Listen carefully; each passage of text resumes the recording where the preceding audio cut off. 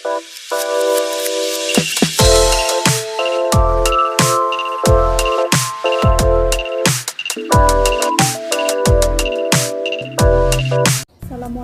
warahmatullahi wabarakatuh. Perkenalkan, nama saya Nuril Afriani Permata Fauzi dengan NIM D1A1200019. Kali ini saya akan menjelaskan materi bab 6 mengenai bagaimana Pancasila menjadi sistem etika.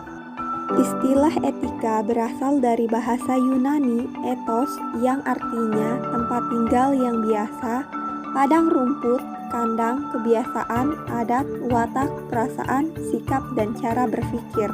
Secara etimologis, etika berarti ilmu tentang segala sesuatu yang biasa dilakukan atau ilmu tentang adat kebiasaan.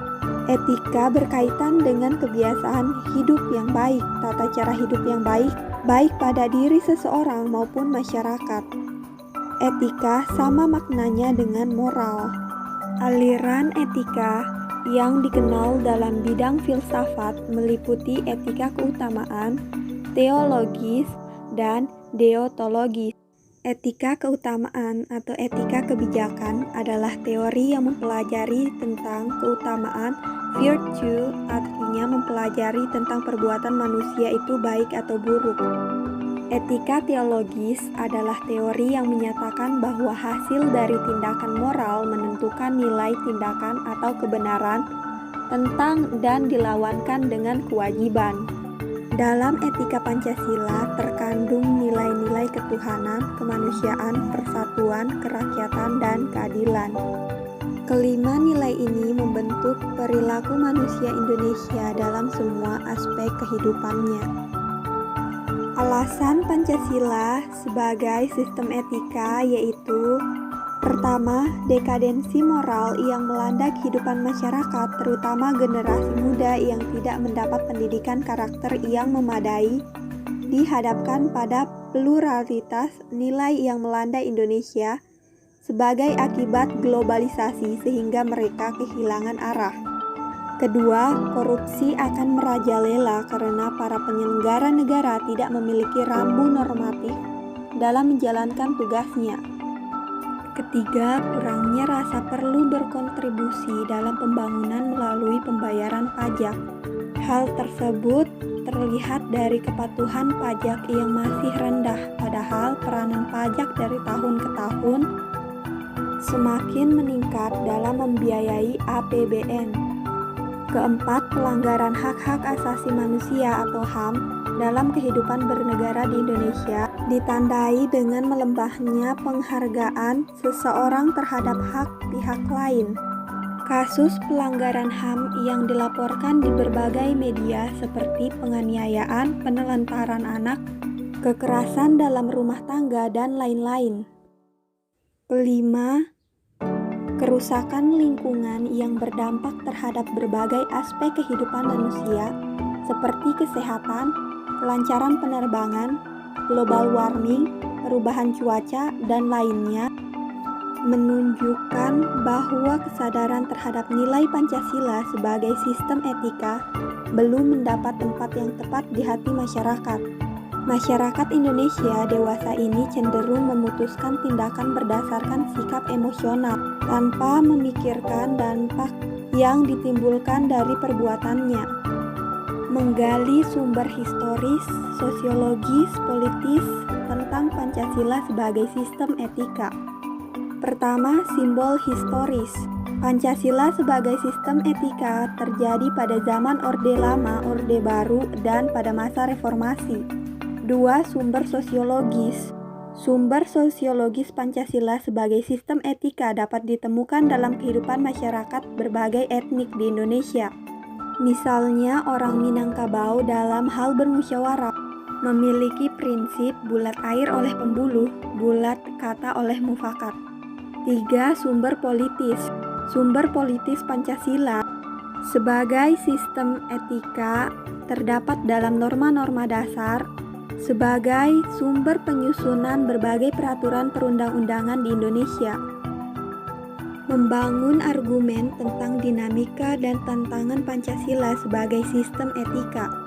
Argumen tentang dinamika Pancasila sebagai sistem etika. Beberapa argumen tentang dinamika Pancasila yaitu: pertama, pada zaman Orde Lama, pemilu diselenggarakan dengan semangat demokrasi yang diikuti oleh banyak partai politik, tetapi dimenangkan 4 partai politik yaitu PNI, Parmusi, PNU, dan PKI. Tidak dapat dikatakan bahwa pemerintahan di zaman Orde Lama mengikuti sistem etika Pancasila.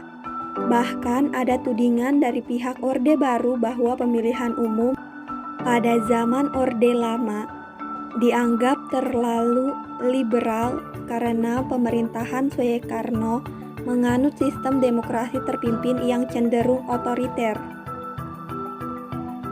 Manusia sebagai makhluk pribadi memiliki emosi yang memiliki pengertian kasih sayang, harga diri, pengakuan, dan tanggapan emosional dari manusia lain dalam kebersamaan hidup.